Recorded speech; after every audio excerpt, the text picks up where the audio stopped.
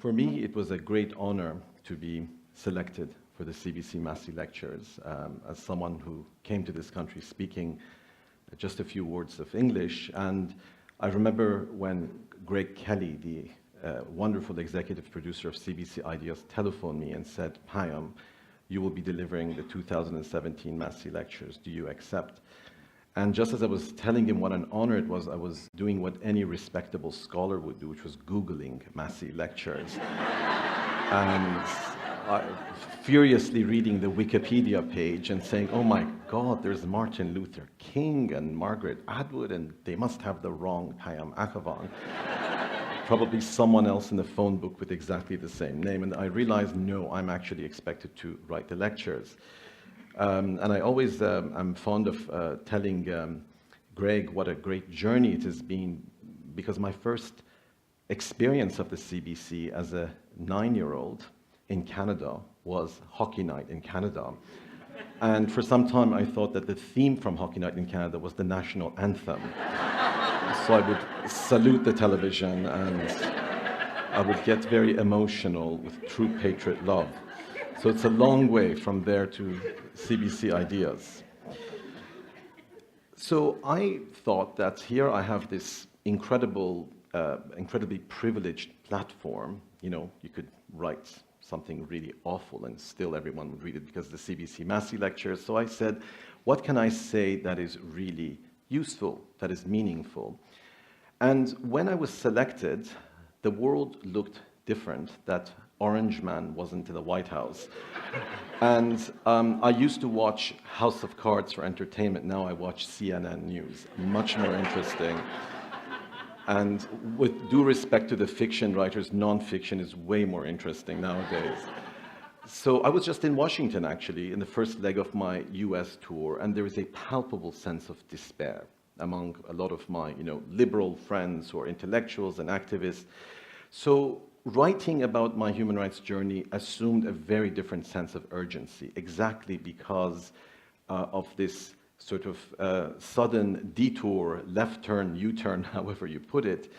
And we begin to see the rise of this sort of ugly, hateful populism in our own midst. We begin to see its expression in violence, the massacre in the Quebec mosque in January, the nonsense about Bill 62 and who can wear what to come to an emergency room and receive medical treatment. And I begin to realize that, well, it can happen here as well, and I'm going to explore why it can happen here. And I came to the conclusion that instead of using this platform to show my intellectual prowess and coming up with some triumphant theory, the magic bullet that will solve all problems of the world, or recycling all these liberal cliches that we hear all the time, that I wanted to have a brutally honest conversation about the reality of human suffering, without which I think we can never understand why human dignity matters, why human rights matter. Until we experience injustice, we can never understand why justice is so important.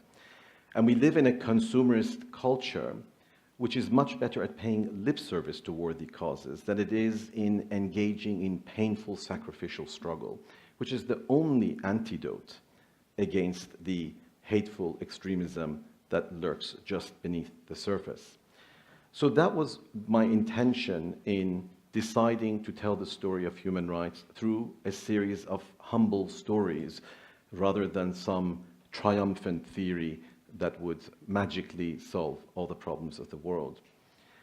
So I'm going to, with your permission, read just a few passages here and there. The book is about 370 pages. I think I will only get up to page 250 before I'll have to stop. So just a few glimpses of this humble offering to Canadian literature. And I must say that having now finished this tour, which began in Whitehorse, and then went to Vancouver, Montreal, St. John's, and Toronto, I've met now thousands of Canadians from coast to coast to coast. And I want to now write a book about the book tour, because it's been a transformative experience to see the extraordinary people that are out there in this society and to realize how we have this immense untapped potential for social and political transformation if we begin to change our discourse and speak in a way which understands that emotional connection is not just a form of knowledge, but that is the most fundamental form of knowledge. So this is why I named my first chapter, The Knowledge of Suffering. I speak a little English. I like Canada. Nice to meet you. I'd rehearsed those words carefully, repeating them like a sacred mantra. It was a long journey from Tehran to Toronto. At first, the hours went by quickly. Like all children flying in airplanes, I was in a euphoric trance. But I was growing impatient to arrive. I needed to meet those foreigners called Canadians and practice the English phrases I had memorized. There was no in-flight entertainment in those days, except the view from the window seat. I persuaded my older brother Dariush to vacate the prized location using the time-tested technique of incredibly annoying behavior. I didn't take the opportunity lightly. As the self-appointed sentry for Iran Air, I kept a vigilant watch, observing each and every object visible from those sublime heights, ready to report suspicious activity to the control tower. 30,000 feet is an ideal altitude to wander and dream. When explored from a safe distance, the world is an enchanting but deceptive place. The word exile was not yet part of my linguistic repertoire. The idea of religious persecution was still beyond the realm of my experience. I didn't know at the time that I was about to enter the crucible of suffering that teaches us the true meaning of words. As the land of my birth slowly disappeared over the horizon, I glanced one last time at an innocent past. I had a vague premonition that I would never return to the home I once knew. When setting out on a journey, do not seek advice from someone who never left home. That was the timeless wisdom of Rumi, the mystical poet of ancient Persia, the land of my ancestors. As children, we needed a safe home so our imagination could wander to distant places, unconstrained by fear. Adventures could be had effortlessly and endlessly, without expectations and calculations, until it was time to sleep. And even then, our dreams would sustain us until the light of morning. But one day, I would awaken to find myself in a strange place, far from home, desperately lost in the wilderness. In that place, I would struggle to find the words to explain where I had come from and why part of me was left behind. It seemed that nobody understood what I was trying to say. Knowledge, I was told, was a theoretical abstraction, and purpose a liberal platitude. There was no need to feel deeply, no need to be broken open.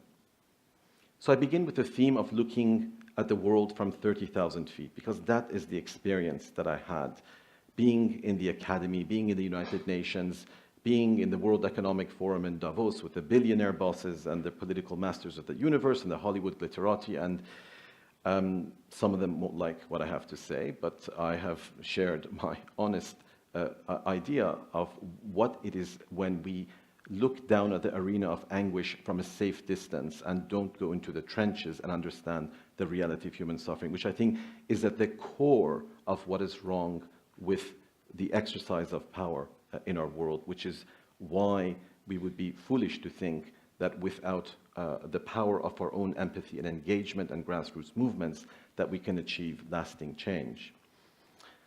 Now I'm just going to fast forward to my arrival in Canada and then move on to some of the experiences that was the beginning of my journey. And I'd like to say I never chose a human rights career. The human rights career chose me, and I think you will maybe understand why I'm saying this. So after a long and exhausting journey, our flight finally arrived in Toronto. Welcome to Canada, the sign at the airport declared. Bienvenue au Canada. As the immigration officer finished stamping our passports, my excitement became palpable. The anticipation of new adventures tempered my nostalgia for Iran. I missed my friends, my toys, and especially my cat. My father had preferred Canada to the United States, where other relatives had gone. He kept on talking about this Frenchman named Pierre Trudeau, who stood up to the Americans, who wouldn't be pushed around. I quickly learned, even prior to my arrival, that part of being Canadian was not to be American. In my new home, I found a new and fascinating world. I was ecstatic that television was in color. Prior to that, I'd only seen John Wayne in black and white. I had no idea that in addition to Persian, he also spoke English.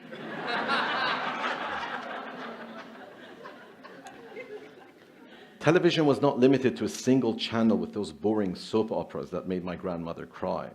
There was so much to choose from. I didn't know where to start. Armed with a remote control and multiple channels, I sat on the couch, a devotee of endless entertainment, filled with remorse at those wasted years before I discovered Bugs Bunny.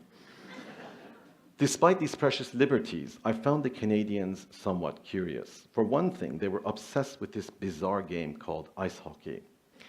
It involved men with missing teeth chasing a rubber disc, after which they would take off their gloves and punch each other senseless.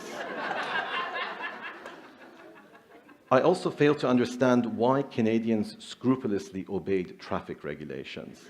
It was simply unnatural. There was a certain normative clarity to the survival of the fittest in the chaotic streets of Tehran. The size of the vehicle determined who had right of way.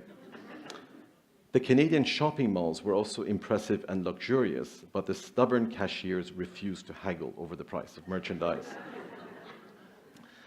So those were some of the impressions of a 9-year-old coming to a new world. I remember trying to find Canada on my globe, and there was this little, pink country, and Toronto was this little circle above this blue body of water. And all my friends said, everyone lives in igloos there. So here I was, discovering my new home, trying to adapt, and I move on to my adolescence, where human rights was the last thing on my mind. Maybe I'll share with you just a little glimpse of my misspent youth before moving on.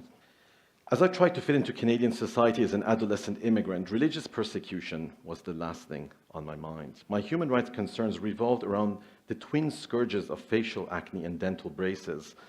I'm trying to forget that awkward slow song at my first school dance hanging off a much taller girl named Leanne on my tippy toes.